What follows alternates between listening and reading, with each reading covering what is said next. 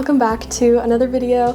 Welcome to, I think, my last official spring vlog for the year. I've done a couple of these over the past few months, just kind of sharing little bits and little moments from the season, lots of like bookish, crafty type things, and that's what we're gonna do in this video as well. It's been a pretty fun past like week or so. Last weekend was Mother's Day weekend, which is always really fun.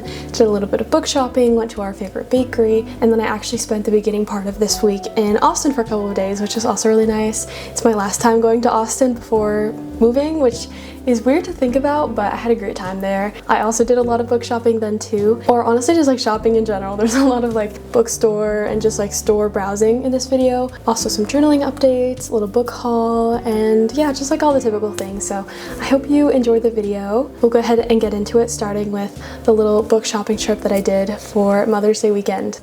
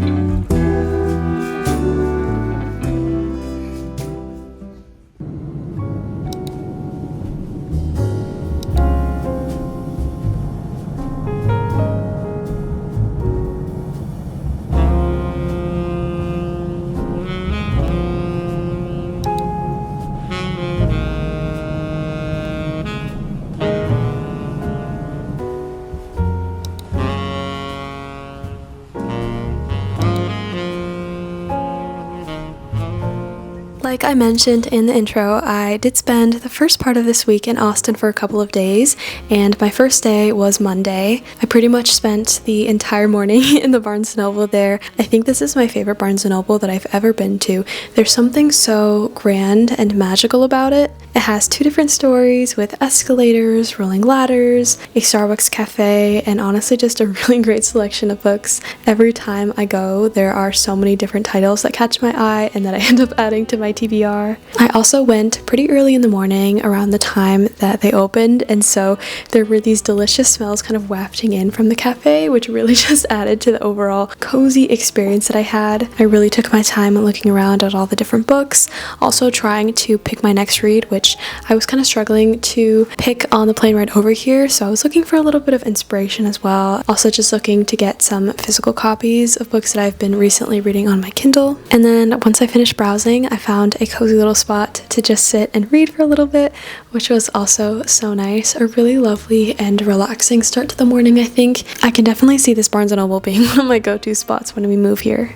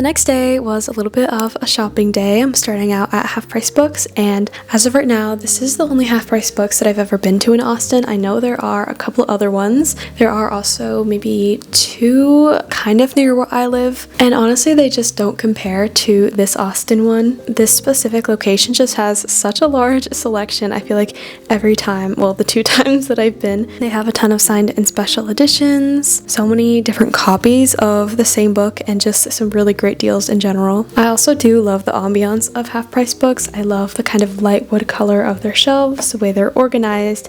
They always have this like nice soft jazz playing in the background. Honestly, I just feel so at peace and relaxed anytime I'm in a bookstore. And then after Half Price, I also stopped in at Home Goods to do a little bit of a room decor browse, which is so exciting. I absolutely love anything to do with interior decorating and design. It really is just so much fun to me. I also feel like this specific Home Goods is really good. I've definitely seen some really cute things here before. I'm planning on doing a completely separate video about decorating my new room and my new space, and I feel like to say I'm excited about that is a little bit of an understatement. I don't really need too many things for the new space. I am wanting to do a lot of like DIY projects, but there were a couple things that I was kind of looking around for. I got a cute little dog bed as a way to kind of encourage my dogs to come and visit and spend time with me in my room. I was also looking a lot in the frame section because I want to do a bit of a gallery wall type of thing above my bed. And then I also found a really cute lampshade, which to be honest I had no idea was the type of thing that you could buy independently, but I found the cutest one ever that matches so well with the theme that I'm going for in my room. And my current lampshade is a little bit broken, so this ended up being perfect.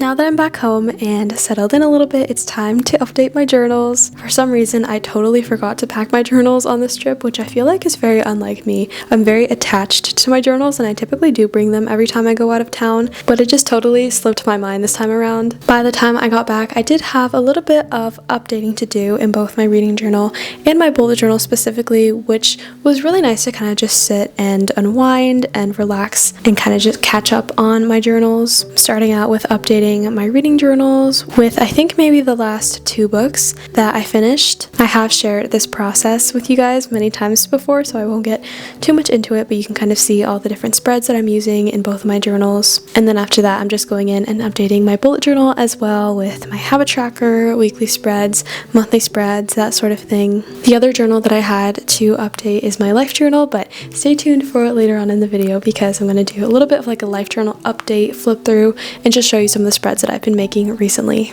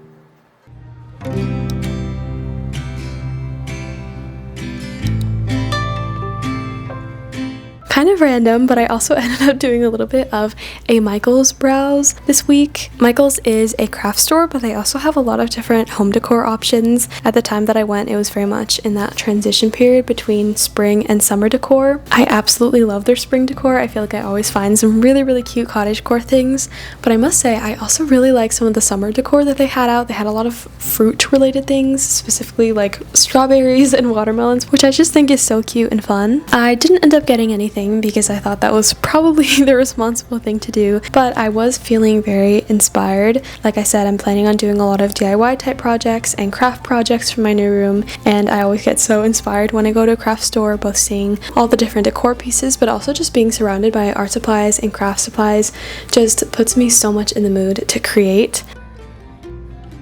Also, why is there just something so beautiful about craft and art supplies, especially like all the rainbow ones, the threads, the embroidery floss, the markers. It's all just so pretty.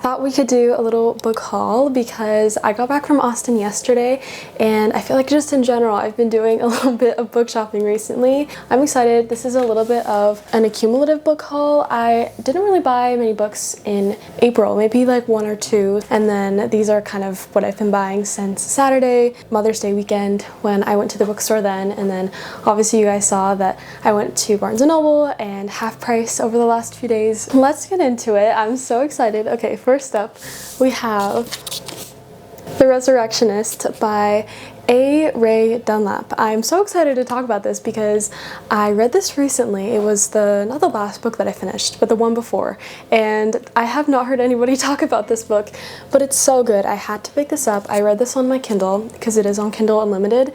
It was one of those books that I just very randomly and kind of suddenly picked up. I had no plans or intention to read it, and I had never heard of it before, but it just sold me, and I read it on my Kindle and I loved it so much, so I had to pick up a physical copy of it.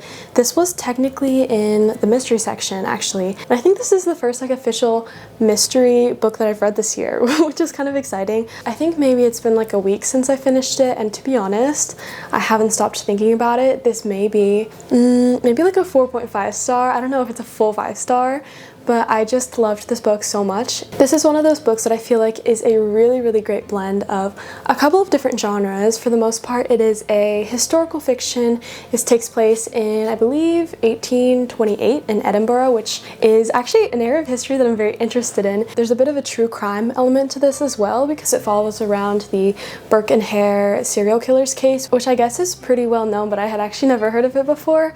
And so this is a bit of like a reimagining, a fictional reimagining of potential essentially what could have happened from the perspective of our main character James, who is this like high-born, raised English guy who moves to Edinburgh to study anatomy and become a surgeon, since that's his biggest dream in life. He ends up kind of being whisked into this whole illicit world of the resurrectionists, hence the name of the book, and the Resurrection Men, which was a real like movement, I guess, of people who would essentially grave rob. They would steal corpses in graveyards and sell them to anatomists. There was a little bit of like a body shortage at the time for anatomists to study and to train and learn. And I guess Edinburgh at this time was kind of ahead and in the lead of some of the top and most like progressive and recent science and medical research. So it's a very fun setting, I think, and we really just see our main character James. There's a bit of like a moral dilemma that he has, being kind of raised with this like high society England, very like Christian mindset, and all of a sudden he's whisked into this world of like grave robbery and crime and all these different things, and you really see like all the moral kind of turmoil that he goes through, and it's really, really fun to follow along. Through his involvement with the resurrectionists, he kind of starts to learn a little bit more about a series of murders that happen that are connected to the Burke and Hare case, which did actually happen in real life. So it's really, really fun. I think on Kindle it was described as like twisty gothic tale in historical Edinburgh or something like that, which just sold me right away, and I instantly started reading it and I loved it so much. I think I've decided that historical mysteries are one of my favorite genres. I haven't read a lot of them, but I loved the Stalking the Jack the Ripper series. I loved the Anatomy and Immortality duology, and that's actually very similar to this one because I believe that one also takes place in Edinburgh around this time period, which, like I said, was just a big time when it came to scientific advancement, specifically with anatomy. And that series also follows around our main character who wants to become a surgeon and also ends up mixing up with these resurrectionists, so very similar in that way. And then I think this is the only other historical mystery I've read, so if you have any other recommendations for me, definitely let me know. I think I do want to go into the Veronica Speedwell series. I think that's also like historical mystery, but I think this is one of my favorite genres. And this one is just so good because it's historical, it's mystery, it has that true crime piece, which I think is fascinating. It has a little twinge of romance as well, which I honestly really, really enjoyed, and I feel like really added to the story. I don't always feel that way about books that have all these other different genres going on, and then the romance is kind of just thrown in there and it feels a little bit like unnecessary, I guess. But this one honestly just felt so natural, and I think it really added to the story and was one of the reasons why I really, really enjoyed it. But then it's also very gothic as well. It has this setting, so much of the book takes place in Edinburgh at night, in these graveyards. There's a bit of that like gothic hauntedness to it, and then it's also a little bit dark academia as well because our main character is a medical student going to the University of Edinburgh, attending all these medical live dissection lectures, and it's just really, really fun. So I really enjoyed this book. I feel like I could talk about it so much, but it was just so good and I'm so impressed by it. It really isn't that long, and I feel like it was able to just include all these different things that I really enjoyed. I believe this is also a debut novel. It just came out in December, and so I'm really looking forward to seeing what else this author comes up with. The way this book ended, I feel like there could be a sequel. I'll have to do some research on that. It doesn't need a sequel, like I think it ended very nicely, but it could set up for another adventure that our characters go on, and I would definitely want to check that one out because I genuinely loved it so much. So if you're looking for a fun historical mystery, definitely recommend this one. I'm so glad I read it. And then the next two books that I want to talk about are also the other two books that I've read so far in May. So I guess we're also kind of doing a little bit of like a mid-month May wrap-up as well.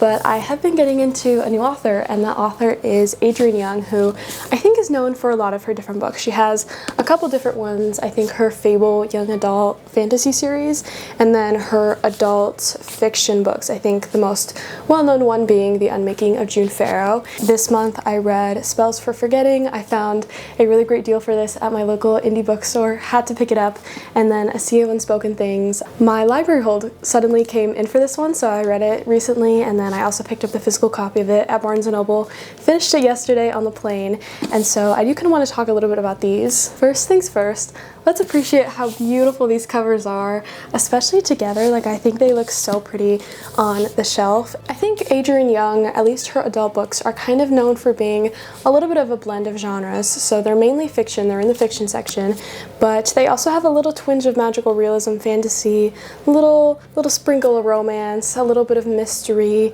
maybe a little bit of historical fiction as well. A nice kind of combination of genres, which I'm realizing I really enjoy reading. Like, fantasy is my main primary genre, but I love when there's a bit of a mix of things going on and different like subplots. I think that is probably one of my favorite formats of a book, I guess. I feel like these are actually, from what I've seen, her least loved books by the general population. Spells for Forgetting, I think, was her first adult book, and then this is her most recent release. It came out in January, and I feel like I haven't heard the best things about either of these compared to some of her other books. And I have to say, I'm so torn on these because on one hand, they were so fun to read. Like, I just sped through them. They're pretty short books, but also just the way that they're written, it's just so like digestible in my brain, and I was able to just kind of get through them and just completely forget that I was reading, and then all of a sudden I was done. That is a rare experience, I think, when it comes to reading books for me, and I definitely have to, you know, give these books credit for that. But on the other hand, I don't think that these were particularly good books. Like, I don't actually like them too much. I don't think they were bad or poorly written by any means, but there were definitely some things that I had issues with, and they just weren't like really good to me. They weren't standouts. Actually, I think maybe having just read this one, it's fresh in my memory. It's kind of like corrupting my opinion of this one, because I actually did enjoy Spells for Forgetting. I would probably give this one a solid 3 stars. There were elements of it that I really liked. And then A Sea of Unspoken Things, I would probably give it 2 stars. I unfortunately did not really enjoy this book, even though it was so easy and quick to read. I just didn't quite like it nearly as much as this one. I feel like the issues that I had with this one were kind of like exacerbated in this one, and the things that I liked about this one were not in this one, if that makes sense. So, I don't know, I'm very torn. Let me know your thoughts on these, because like I said, I feel like these are her least loved books. I definitely want to get into the Fable trilogy, which I do actually have a copy of that. I've kind of been waiting for the summer to read that one, because I know it deals with like pirates and just like nautical type things, which feels like it could be fun to read in the summertime. And then I definitely want to read The Unmaking of June Farrow, because that one, out of all of her books, seems the most interesting to me and like the one that I would like the most. But yeah, I think my main critiques with these books are just that the characters have no personality whatsoever, and I thought maybe that was just in this book specifically, and then I read this one and the same thing happened. It's a very much like telling and not showing type of situation, so we're told certain things about characters. We never actually get to see it play out, and I feel like it's very easy to write a story where you're telling, okay, this character's mysterious, this character's charming, this character's smart, but then we never actually see any examples of that in their actions, in their dialogue. Every single character talks exactly the same, and I think especially after reading a book like this, which was just written so well in the sense that it was written with the vocabulary and the diction of somebody who would have actually lived during this time. It felt historical. You saw these differences in how the character spoke, because our main character is this like hybrid English type high society person. There were other characters who were lower class and Scottish, and there was just all these noticeable differences in how the characters talked, because that's how it is in real life. And in these books, everybody talks exactly the same, and that just doesn't, it's just something that I noticed and didn't particularly like. I feel like I'm a little bit more picky with dialogue than I would think. Probably my main critique with these. Also, they were just so similar, which I feel like is why I'm kind of grouping them together so much in my head, even though I feel like I did enjoy this one quite a bit more. They are so similar. It's kind of weird how similar the stories are. They both deal with these small towns where a kid died in the past, and then in the future these characters who had left the town as teenagers are coming back for the first time, reacquainting themselves, figuring out some mysteries that are going on, falling in love. That's the plot of both of these books, and I just feel like this one was done better. But, you know, to kind of balance it out, to add some nuance, my favorite part of these books, besides just how easy they are to read, is how atmospheric they are, which I feel like is why I'm still pretty excited to get into Adrienne Young's other work, because even though I didn't quite like these, I did actually really like certain aspects of her writing. I think she has such an atmospheric and ambient way of describing things, not in necessarily like a very descriptive way, but she just describes things so detailed, engages all the senses, describes the way that certain light at a certain point of the day hits the trees, or all this like symbolism, and it really transports you to the settings. Both of these have quite atmospheric settings. This one takes place on an island in the Pacific Northwest, and this one takes place in Northern California, I think in some sort of like redwood forest type of situation, and it's just such a transportive experience to read these because of how all the details are described. That was something that I really enjoyed. So yeah, let me know your thoughts if you have read these. I am a little bit torn. I'm kind of honestly very disappointed in this one, but I did like this one. I loved the kind of witchy elements to it. I loved the way the island was described. But yeah, I don't know, not the most impressive. Also, these are like technically kind of mystery books, and both of the mysteries were so unsatisfying and like anticlimactic to me because we were kind of building up to these big reveals, and then it was quite disappointing. It was not even like guessable, just such a mundane way to describe what happened,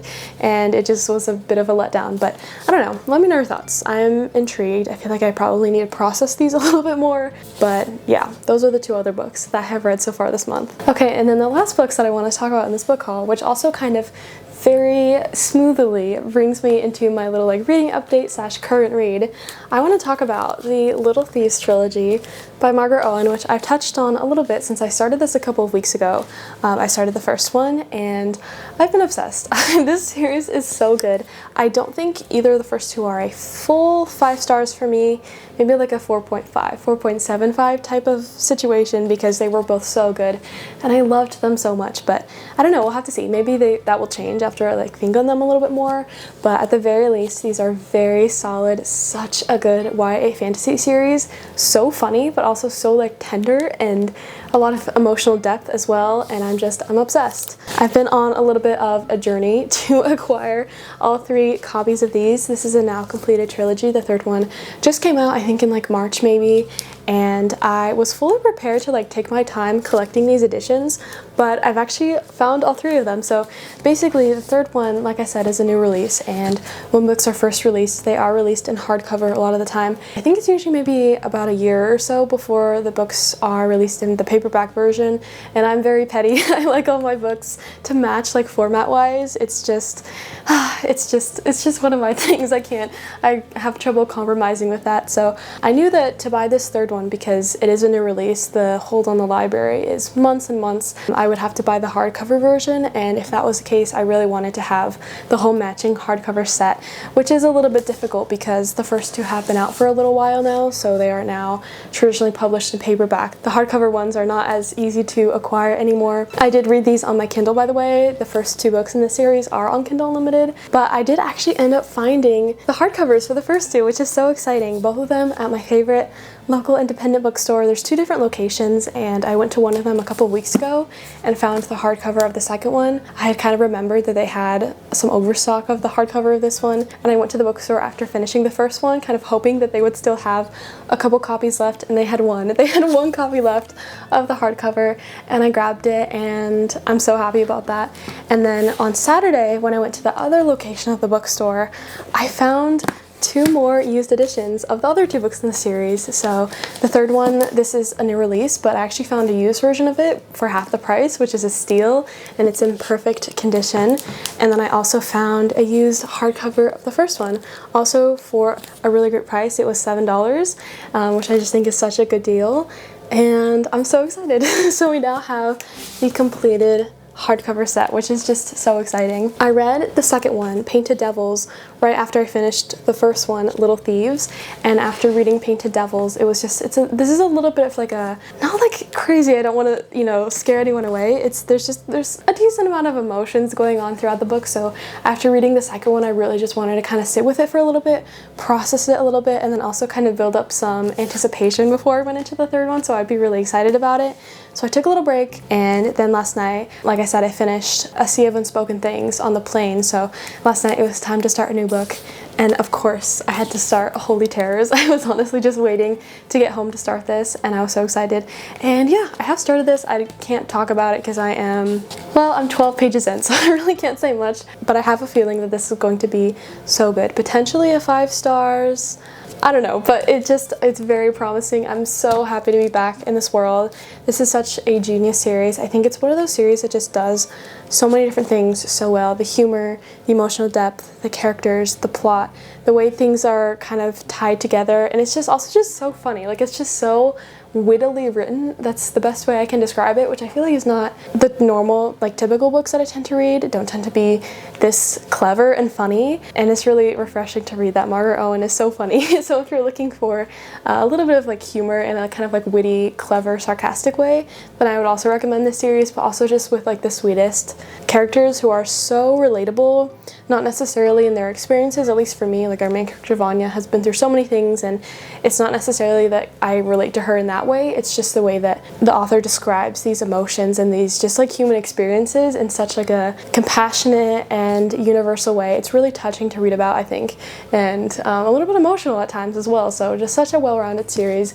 So excited to see how it's going to end. A little nervous too, because the last two books haven't had the best endings. Our characters have definitely been through a lot, and I kind of just really want them to end up happy, and we'll see how it goes. But yeah, that is my little it's actually kind of heavy, my book haul from the past, I don't know, like a couple of weeks. Very excited about all of these, and yeah, I guess I will see you later. Okay, so I thought we could end off this video doing a little journal update, since I do try and include some sort of journaling aspect into all my videos, and I thought I could give you guys a little life journal update. This is a journal that I started for the first time this year. It's beautiful. It's from Typhossi. It's a bit of a combination of like a scrapbook and a junk journal, and then also just like a typical diary as well, and it's just how I'm trying to document and I guess just like celebrate some of the things that have happened so far this year. It's been a little while though since I've given you an update on it, so I thought I could show you some of the spreads that I've been making, since it is like my diary too. I probably won't ever do any sort of like real flip through for it, but I did want to share you some of the spreads as well, in case, I don't know, just in case that could be interesting. So I think maybe the last thing I shared was my little vision board for April. I like to do a couple different spreads. This isn't a very like formatted journal. I have beginning of the year spreads, my more like diary style entry ones, which I do try and do at least once a week. I'm not always the most consistent with that, but I do try and do, you know, just typical diary entries. I also like to do spreads for like when certain things happen, if I go on a trip or it's a birthday or something like that, and then also my monthly spreads. So I've been doing some like monthly vision boards, and then I also do like a little monthly highlights page at the end of the month, and it's kind of fun because my vision boards have like Pinterest pictures, and then my highlights page has photos from my camera roll, so it's fun to kind of like compare it and see if I actually lived out the vision that I was thinking at the beginning of the month. I'll show you one of the spreads I made at the beginning of the year. This is actually my like yearly bingo type page, and I have actually made some progress with this. I updated it recently though. There's a couple still that I have to update, but basically this is just like a bingo board bucket list style thing. Every time I complete one of the prompts, I guess, instead of just like crossing it out or coloring it in, I'm actually taking a picture and then putting the picture into the bingo board, if you can see that. I haven't gotten a bingo yet, but pretty close, honestly. I honestly kind of forgot that I had made this spread and I realized that I actually like naturally ended up completing some of the prompts already, which is kind of fun. So the ones that I have already done: make vision boards, buy someone else flowers, crochet flowers, coffee shop reading date, make a book nook, try a new cafe, write a letter to my future self, pick/press flowers, go on a new hiking trail, and write someone a letter. So those are all the ones that I've completed so far, which I feel like is pretty good now that we're kind of approaching more of like the mid-year time. And then I think I did share this maybe in a video, but I also made some spreads for the new season of spring, since I've kind of been trying to somewhat structure my life around the seasons because they're quite different where I live, and it just impacts a lot of things, I think. And so for spring I made a couple spreads. I made like a little vision board for the springtime. I just did a little like journal entry for how I was feeling at the beginning of the season, and then another bucket list, which is kind of similar to the other one because I put a picture in every time I complete it, and I guess technically I have gotten like a little bingo here.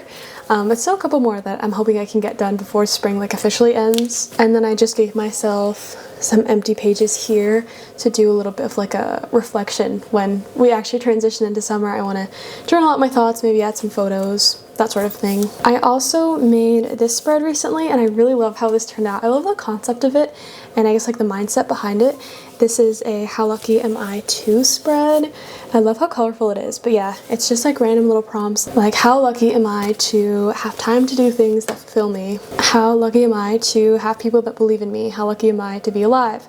That sort of thing is kind of what I filled this whole page with. It really cheered me up, honestly, writing this, and I think journaling, like one of the biggest reasons why I think journaling is important sometimes is for gratitude type of things, and I really liked making this spread. I could definitely make another one in the future. I also did a little journal spread for the full moon in April.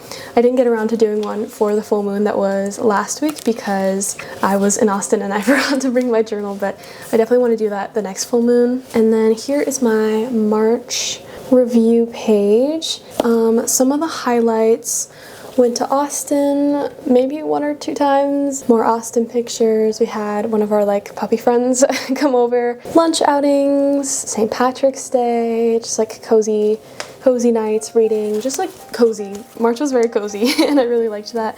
So I did that. I also have, well, I made a little like Austin coffee shops bucket list, which I showed you guys in a video, and then on the other side I want to do like a goodbye April reflection, and I just haven't done it yet. Oh, this one I also really like. Not the most pretty aesthetic page, but again, I like the concept of it. So this is like things that make my heart smile, which is just really fun. And these are just little things like napping outside, being in a bookstore, celebrating holidays, watching the moon and the stars, just like little things like that.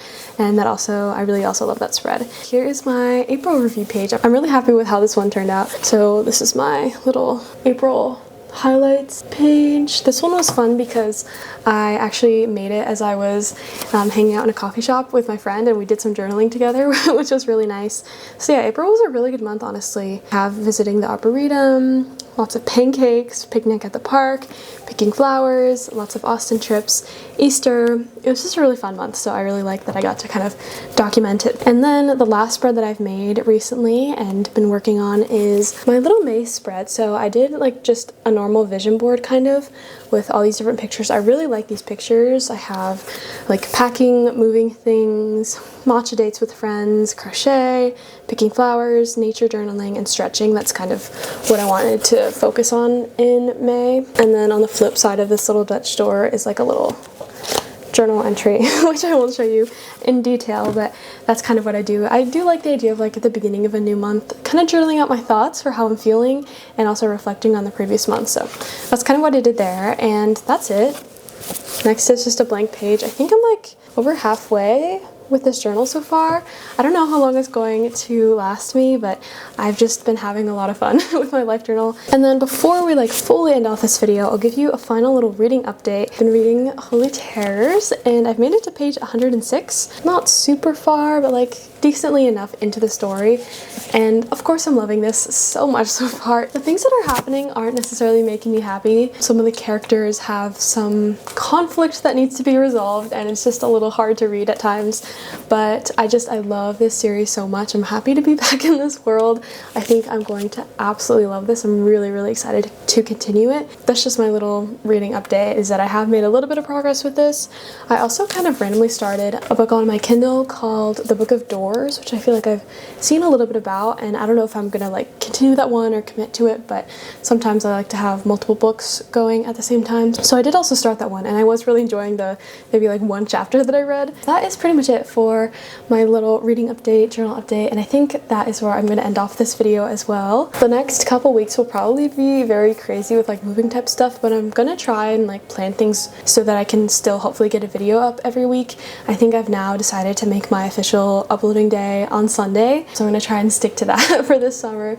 But yeah, let me know if you have any specific videos you want to see. I'm really excited to do like room decoration videos, setting up my new bookshelves. I think I also want to do like a stationery organization desk setup type video. Also some journaling videos coming up as well. So let me know if you have anything else you want to see, but I think that is pretty much it for me for now. I hope you enjoyed the video. Thank you for watching, and I will see you in the next one very soon.